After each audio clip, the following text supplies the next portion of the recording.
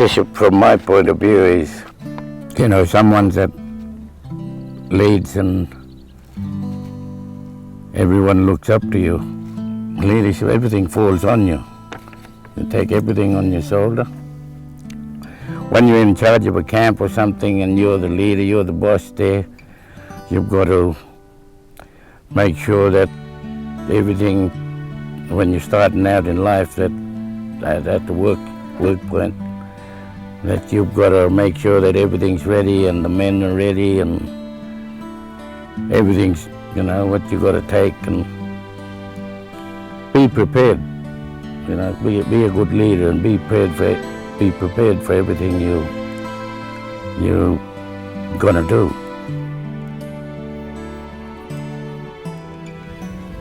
I was bred on Mullabulla, and I should have been born there, but Mum and Dad decided to come to Halls Creek, and we were in an old maple leaf shed, and she was just about due. Got to Halls Creek and doing the shopping and that, and she felt the pains come on and rushed to the hospital in Old Halls Creek, and that's where I was born on the 21st of August 1944. Then we started school I started school in Halls Creek with my brothers, Eric and Trevor.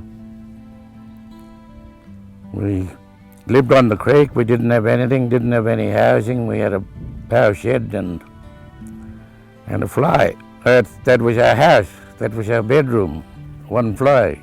And the bedroom was a lounge and kitchen, the cow shed.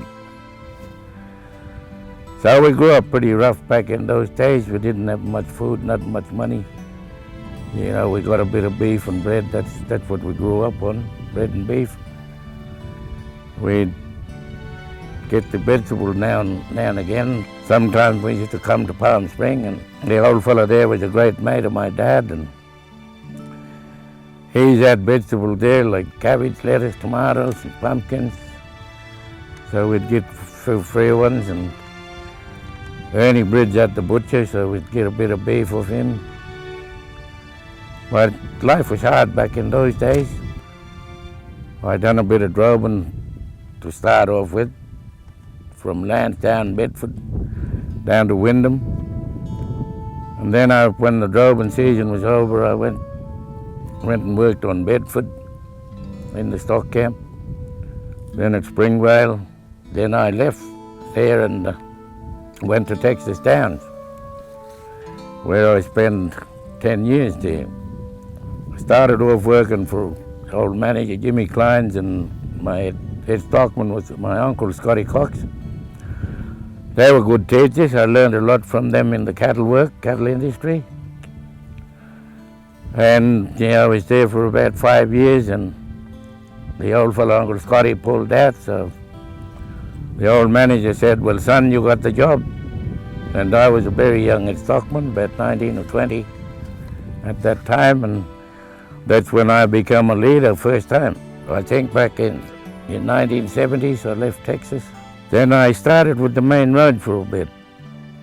Done a little bit of work on the Tonkin, putting in cattle grids, right around from Flora Valley to Rosewood. And then I left there again, and I got on with the Shire of Halls Creek. Anyway, I started off, I didn't know nothing about machinery, so they put me on an old front-end loader, and I picked it up pretty well and kept on going. And they said, "Oh, you better take over, to get on the dozer now," and that's where I got my machinery experience. I've driven all sorts of machines since then. And then I went on, I become leading hand, which is not far behind the leader. I was in charge. He'd tell me what to do and I'd tell the other boys. And then Bluey, he left, and they said, "Well, son," Alan Summers was the Shire clerk, and he said to me, "Son, why don't you put in for the foreman job? You've been there good enough, you've done the leading hand work." So I said, "Yeah, rightio, I'll put in for." So I did. I didn't write a long letter. I just not a long letter, man. So I just wrote a few words and telling them how I operated this and how I've done this. Then I think few of them did apply for the job, but at the end they said, son, well, you got the job. So that's the second time I took on leadership again. Yeah, I was with the Shire for 8 years, like I said, and we've done all the station road, like Bedford, Lansdowne, Texas, Gordon Downs, Ringersoak. Well, all around the east, all Creek Shire anyway, we've done all the roads, even the Duncan Road. I left the Shire then back in 1983, I think, yeah, 83. Then I worked for the Water Corporation, which was another leadership type of job. There was only two of us, and we both were sort of leaders in that field. One's on holiday, one's working, and that was good. I spent 21 years there, supplying water and taking samples, sewer samples, water samples, make sure you got water, good water to drink, and, digging up pipes, burst main, worked all night. We worked from 10 o'clock to 6 in the morning at times, and then when we fixed that, go to the depot and start the day again. No rest. Well, I think the greatest influence here was when I took over leadership from at Texas, and when I took it over at the Shire and at the Water Corporation. We had a load on us. We had to look after things, and I enjoyed it, and I think that was great that someone trusted us. They don't usually trust Aboriginal people lots of time, but they dumped everything in our hands, and we stood up to it pretty well. We handled it pretty well, which was good. And the other kids, they were looking at us and they said, oh, we wish we could be like you guys. So I guess we showed the young'uns of today what we've done and what we could do. Just hope some of them follow it on. Well, I had to watch the old fellas that was older than me and take notice of how they work things, how they handle it, and from older people, I sort of watched how they went, how the managers acted, and then the head stockman. So I don't know, that's it. I've got to be firm. I've got to be firm like them. You can't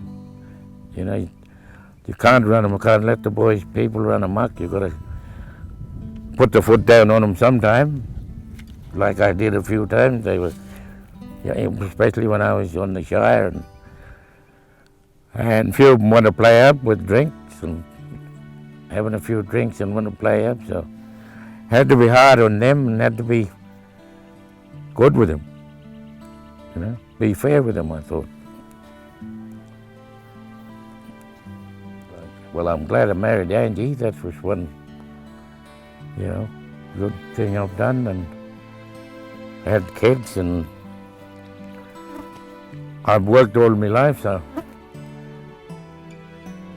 And if I wanted something, I'd have to work for it, so I bought a new car. That was great, and I had a few new cars now, and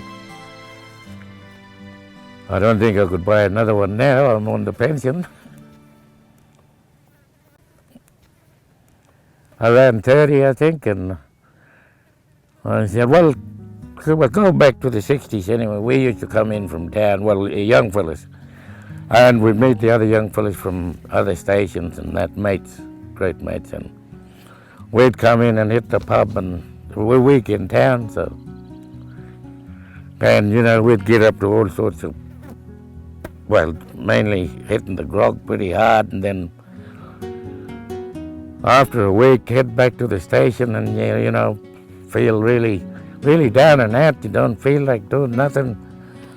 So I thought just later on in life, around about 30, I said, well, what the hell? Don't do that anymore. Give that away. Just sit at home and have a quiet. I always tell the young fellas today, you got to work. You want anything in life, you got to work for it. No one's going to give it to you. Well, I guess they're going to have to sacrifice a lot of things. You know, find a role model, someone like me or anyone they can find, and try and do the same as they do. I've had blokes actually, I've had young fellas come up to me and said, I'd like to be like you. Well, you watched me, so just get in my footstep and follow me. And should be okay.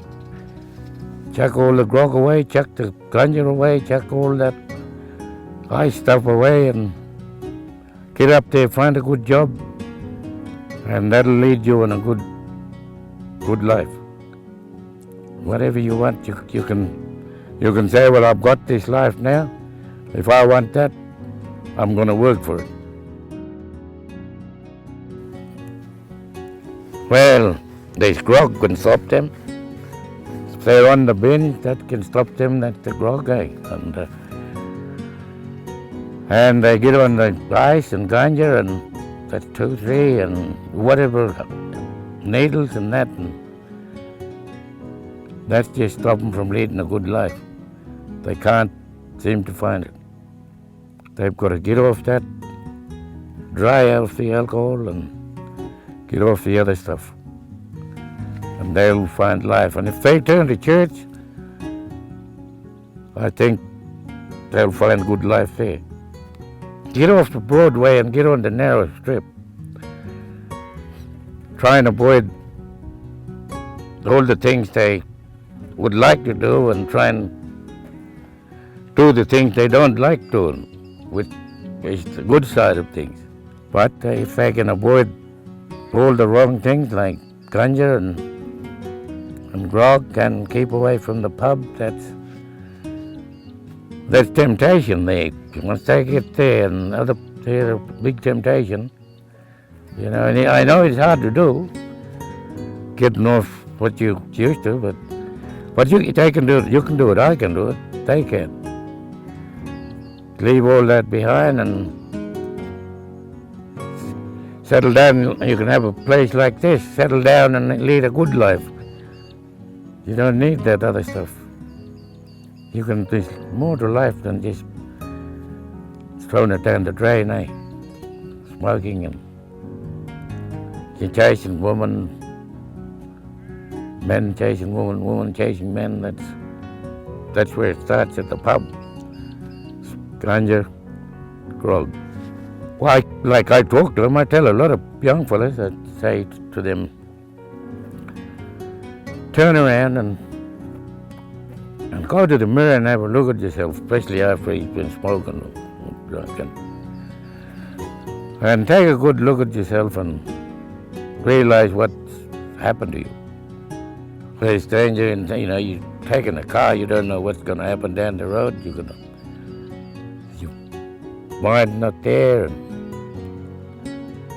And alcohol slow your reflexes down. There's a lot of danger. I tell a lot of young people, if you've got to drink socially. Don't get on the wheel. Don't go to places where, like, I wouldn't want a drunken man. You wouldn't want one to come annoying you in your house. Don't go near anyone. Just have your quiet little beer and settle down. Just forget about what's down there and look ahead and pull yourself up. Well, the main thing is get a good education, go to school, good education, good job, and don't worry about what was back there. Once you get into the swing of it, that's working, that's that'll keep your mind off everything else. You want to do this, you want to hit that goal, you got to make sure you don't fall again. You're not supposed to do any wrong when you're the leader. You've got to try and not do something that they can pick it up on you. You've got to try and keep on the straight and narrow. And that's what I tell a lot of young fellas today. I say, tell them once you get in, once you're in charge of something, you've got to make sure that you don't do anything wrong. I know it's hard, but you've got to try and make sure you don't do it. Try as hard as you can, just be a good leader. When they see you, oh well, we better get going, the boss is going, we'll have to get up and go. We better do the right thing by him. And which is what I've always said, do the right thing by others and they'll do the right thing by you. And if the boss not going to set a good example, they say, well, that's his business. We'll do ours, and they'll just go back downhill again. I'd like to see, a beautiful world that's free of danger, of killings and wars and that. And the people here, my people, I'd like to see them all wake up to themselves and just, there's no reason why they can't pull themselves together. Anyone. It's possible for anyone to get up there and be somebody.